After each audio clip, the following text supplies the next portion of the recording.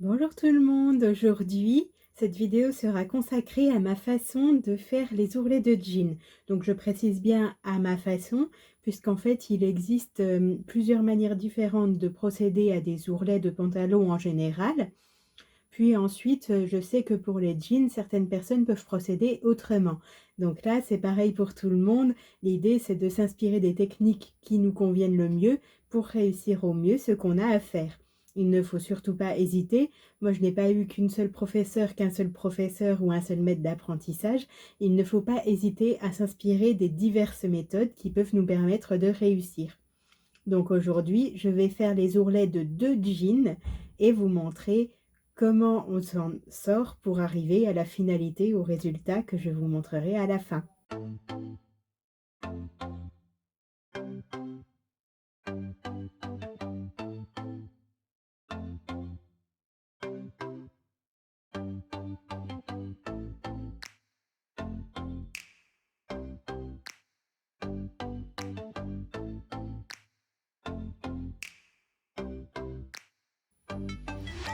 Avant même de vouloir marquer les ourlets de votre jean, il va falloir choisir avec soin les chaussures que vous voulez porter avec ce jean.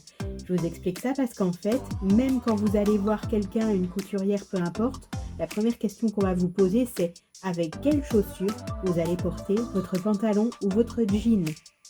Parce que ça va faire une différence énorme sur les centimètres, voire millimètres qu'on va devoir conserver pour pouvoir faire ces fameux ourlets. Ce sera donc différent si vous portez ça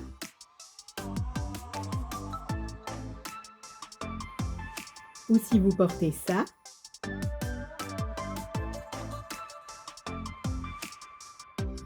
ou encore si vous portez ça.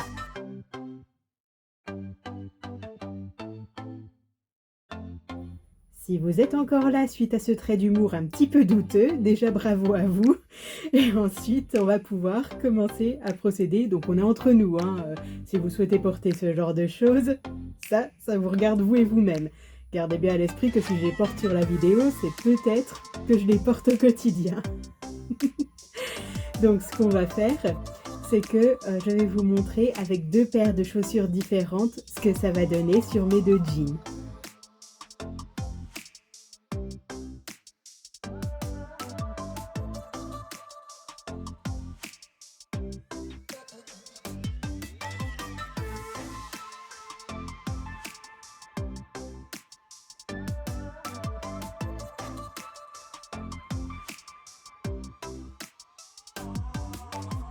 Arrivé à cette étape, je superpose mes jambes de jean pour pouvoir venir écraser le pli que je viens de préformer au fer. Moi, ça va me permettre de laisser une petite marque pour l'étape d'après. Vous allez voir, ça va rendre les choses un petit peu plus faciles. En tout cas, c'est mon opinion. Une fois que j'ai pré-plié au fer mon ourlet, ce que je peux faire, c'est enlever la partie que j'ai en trop qui ne me servira plus jamais.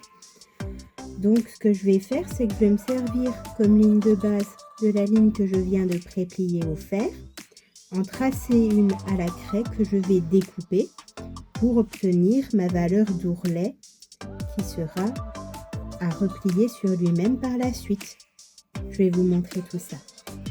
Quand vous tracez la ligne de votre valeur d'ourlet, moi j'ai choisi une valeur de 2,5 cm depuis ma ligne. Vous pouvez vous servir donc évidemment de votre réglet pour mesurer, soit d'un crayon feutre exprès pour le textile comme je viens de faire, soit de votre craie pour marquer. Et ensuite, il ne vous reste qu'à découper.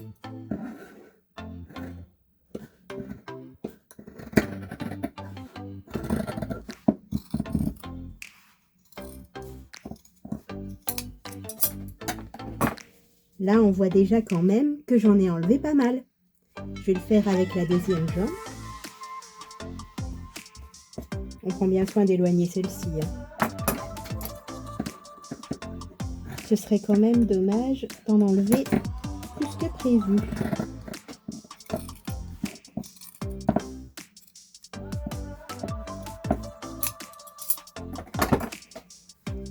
Et voilà. Quand même, ça en faisait des centimètres entre eux. Ensuite, on va se préparer à épingler pour coudre. Donc, ce qu'on fait, c'est qu'on sait qu'on a notre pli de préformé. Il va falloir qu'on plie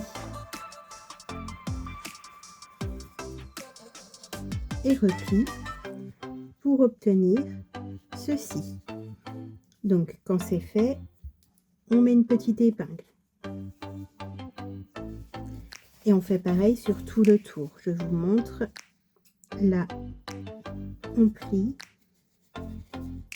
et replie. Et vous voyez, ça c'est toujours notre pliure qu'on a pré-marquée au fer.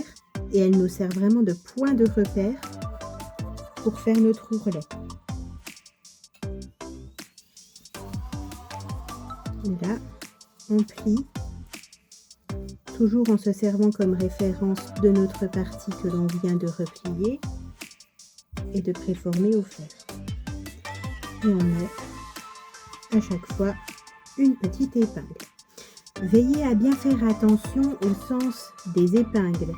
Je m'explique, quand vous serez en machine à coudre, vous allez avancer comme ceci. Pour ce faire, il faut que les épingles soient à l'endroit par rapport à vous pour que vous puissiez les ôter très facilement. Ne vous faites pas avoir avec le sens de la marche. Je referai une petite vidéo courte à ce sujet. Donc on va avancer petit à petit dans notre ouvrage.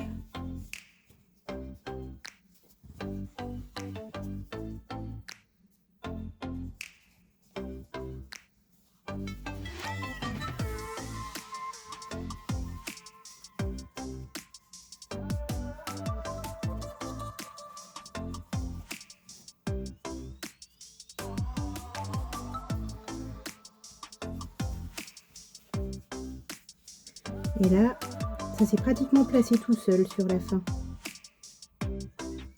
En fait, une fois que c'est préformé au fer, ça devient beaucoup plus facile.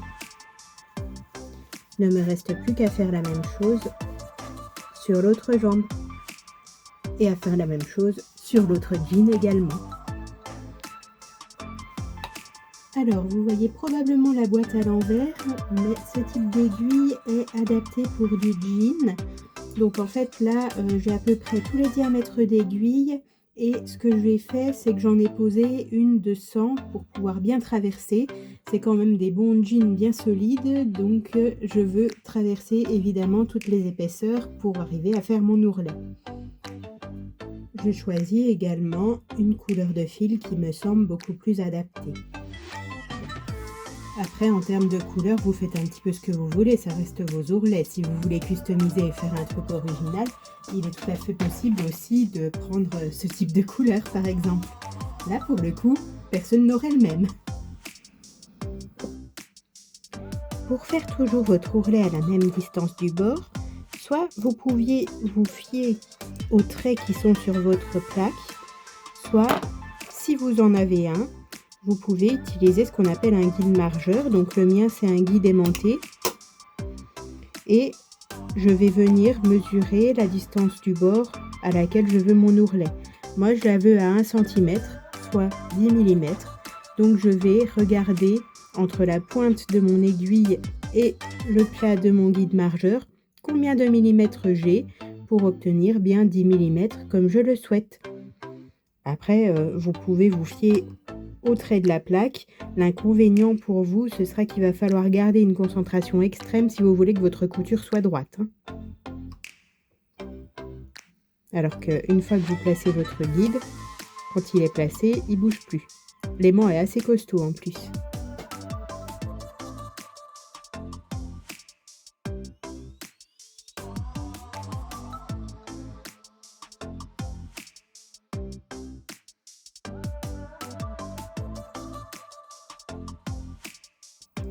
Quand je veux débuter ma couture sur mon jean, ce que je vais faire, c'est que je vais déjà piquer mon aiguille avec l'aide de mon volant. Avant même d'abaisser le pied presseur, donc moi j'ai perdu la pièce en plastique qui permet de faire ça. mais souvent sur les machines à coudre modernes, on vous livre une petite pièce en plastique un petit peu coudée et c'est ce type de pièce en plastique que vous pouvez mettre derrière le pied presseur pour qu'il soit au même niveau que la surépaisseur de tissu que vous avez. Ça permet au pied presseur de moins galérer et de ne pas patiner quand vous voulez commencer votre couture sur quelque chose de très épais. Donc voilà, ma solution maison, c'est d'utiliser ma boîte à aiguilles. Je vais ensuite venir maintenir mes fils au démarrage, puis je vais avancer.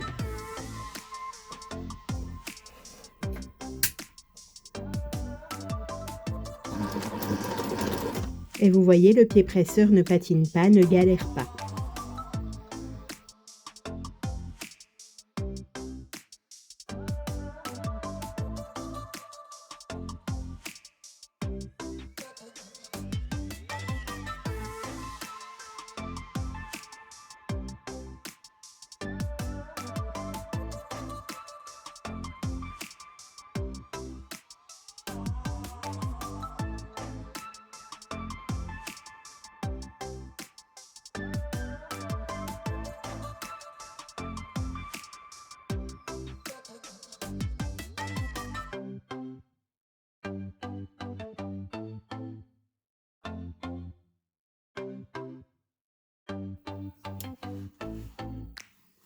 Ok, donc voilà ce que ça donne.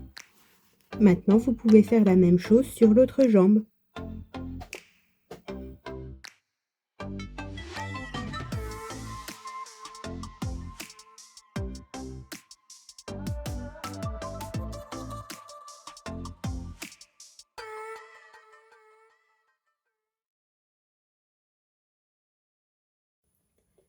Cette vidéo consacrée aux ourlets de jean est maintenant terminée.